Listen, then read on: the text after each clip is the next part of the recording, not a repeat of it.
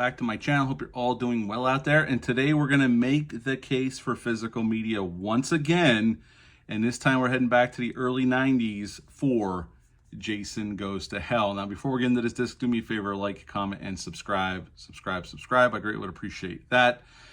Jason Goes to Hell came out August 13th of 1993, had a budget of $3 million, and upon release it made $15.9 million. I saw this opening night of opening weekend. I talked my parents into taking me, and we'll get into what my thoughts are on this film. I bought the 4K, so obviously I must enjoy it somewhat. Now, this was most notable for being the first film that Paramount Pictures did not produce. After the very minimal success of Jason Takes Manhattan, it didn't make a whole lot of money. It wasn't very well received for good reason. It's not a very good movie. Paramount Pictures gave Sean Cunningham the rights, although he didn't have the rights to the title Friday the 13th or any of the other characters, but he did have the rights to Jason and Crystal Lake. So he took those rights over to New Line Cinema, and we got Jason Goes to Hell. Now, he brought somebody in he was very familiar with, Adam Marcus, who went to film school, and he was a young man. I think he was 22 when he wrote the script, 23 when he directed this film. And, you know, I know this film could be very divisive. We'll go through it quick, and then we'll get into the disc, because the disc is why we're here. John D. LeMay is in this movie as Steven, although originally his character was supposed to be Tommy Jarvis. But, again, with the rights going to New Line and Sean Cunningham, he did not have the rights for the character Tommy Jarvis, so they changed him up to Steven. Carrie Keegan plays his ex, Jessica. They have a little baby girl together. Kane Hodder was back to play Jason, and he also plays a SWAT team member during the film. And the great Stephen Williams plays Creighton Duke, a bounty hunter that very much knows how to destroy Jason. This movie totally rewrote all the rules. Now, in the movie's defense, the rules and the timelines and everything never made a whole lot of sense. Yes, the first four films kind of kept in some kind of continuality vaguely. Besides, you know, we would pick up after the other one for the first four, and then 6 kind of went in a total, I love 6, but it went in a totally, you know, Tommy Jarvis is back, obviously, so we're continuing his storyline as an adult. But Jason was, in fact, dead. If Tommy Jarvis wouldn't have fucked up, part 6 never would have happened. But I love part 6, and I love Tom Matthews as Tommy Jarvis, so I can't complain.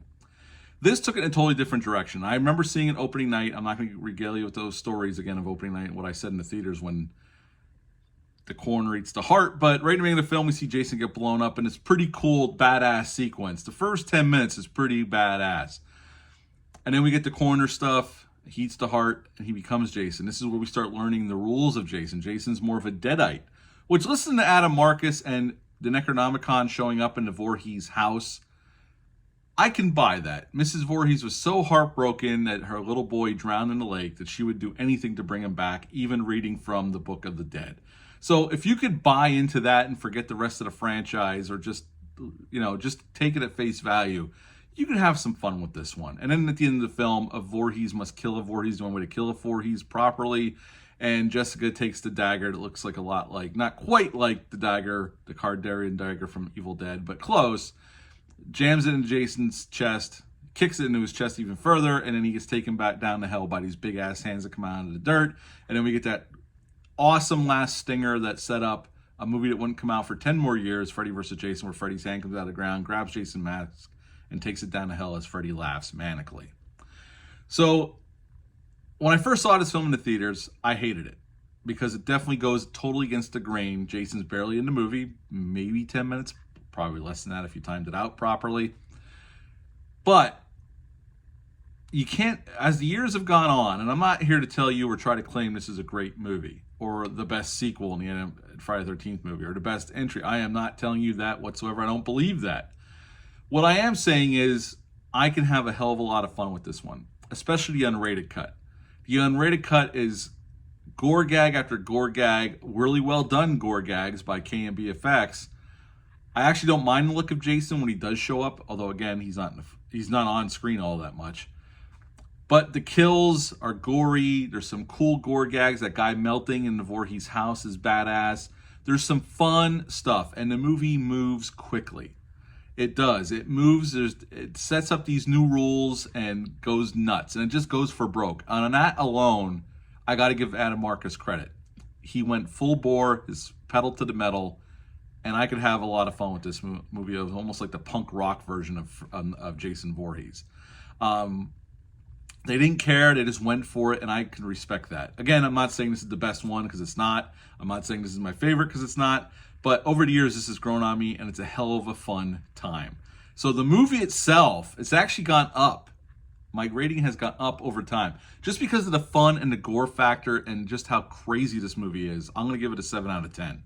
A 7 out of 10 for Jason Goes to Hell. Now, a little quick trivia, and we'll get into this disc. Jason's heart from this movie, K&B did the effects for From Dusk Till Dawn. They used the same heart as the Monkey Man in From Dusk Till Dawn. When he pulls that guy's heart out in a bar, it's the same heart as Jason had in this film. I already said about originally Steven was going to be Tommy Jarvis. They didn't have the rights to that one. This is the only Friday the 13th film that was released in the 90s, believe it or not. After all the ones we got in the 80s, this is the only one in the 90s. So it has that distinction. Okay, let's get on this disc. This is why we're here, the case for physical media. Arrow Video put this out, and as always, Arrow has done a pretty damn great job with this disc. I love this artwork that they commissioned. Slipcover comes off. I'm going to show you what's inside, and we'll go over the specs. Same artwork on the back. It tells you everything that's on here. Now, there's a disc with the unrated cut, which is right here, and the theatrical cut, which is right here. If you've never seen this film, or if you're a fan of this film, you know there's no reason to watch the R-rated cut at all. The unrated cut is the only way to watch this film. There's no point in watching the R-rated cut. In this film, in this snap case, as Arrow tends to do,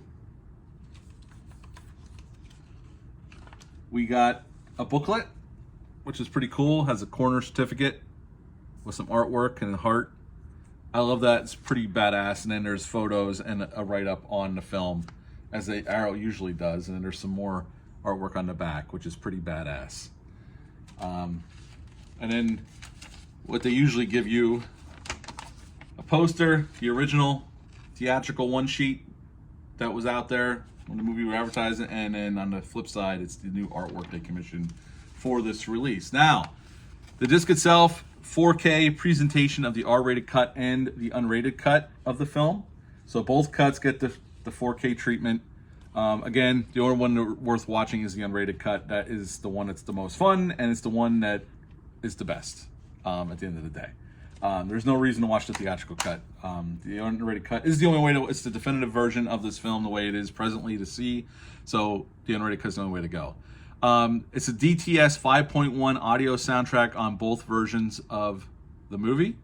There's audio commentaries on here. There's an intro by Adam Marcus on here as well. You could choose to have to play the intro or not, like most discs. You don't have to watch Adam Marcus introduce it if you do not want to. And also there's some new special features. I actually watched these new special features. There's one called Faces of Death. It's an interview with Robert Kurtzman, who was the K in K&B back in the day. He has a nice interview on this disc as well, talking about the production, the makeup effects, his friendship with Adam Marcus. Undercover Angel Julia Michaels, who plays the girl in the beginning. We find out that she's working undercover for the FBI when we get Jason shot up a bunch and then blown up, which was a real shocker back in the theaters in '93 when they blew him up, because like, okay, that was awesome, it was badass, but this is the beginning of the movie, how the hell are they going to bring him back? And then we saw the corner eat the heart, and then shit just goes nuts in this film.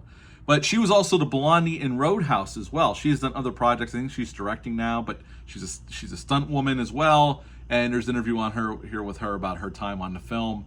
And there's another one called Mixing It Up with Harry Manfredini, who did not do the score for 7 and 8, but he came back for this one. And he done nice things to say about Adam Marcus as well. Adam Marcus seems like a nice dude. You know, the interview with him is ported over from the Scream Factory disc from a few years ago. But it's a great interview with him, telling him his thoughts on the movie and trying to tie it in with The Evil Dead, even though New Line didn't own the rights. And that the Freddy thing was his idea, but, you know, New Line acquired the rights so they could make Freddy versus Jason, but he wasn't mandated to do that. He wanted to do it because New Line owned Freddy, so he thought it was cool. And Kane Hodder plays Freddy in that scene. It's his arm in the glove, hand in the glove, and his arm with the sweater on. So that Kane Hodder got to play Leatherface in the teaser for Leatherface Texas Chainsaw Massacre 3. Played Jason 4 times, and he got to play Freddy. There's not many actors that can claim that about some of the most famous monsters ever put to film. But at the end of the day, this is a great upgrade from the old the 2K transfer of the Blu-ray that came out from Screen Factory. That was a great transfer, the best the movies looked. But this is definitely the definitive version if you're a fan of this film. The 4K presentation looks really nice. The film grain's still there. They didn't scrub it, but there's nice clarity. And the sound sounds really good. The 5.1 DTS sounds really, really good as well.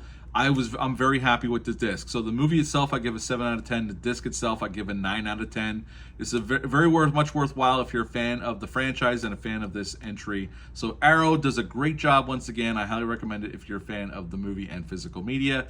That's it for this one, A Case for Physical Media. What are your thoughts on this disc? Did you pick it up? Do you plan on picking it up? Let me know down below in the comments section. What's your thoughts on this one too? Leave your comments down below. Film is subjective. You might hate this movie, or it may have grown on you like it did me over the years. But that's it for this video. Until next time, bye.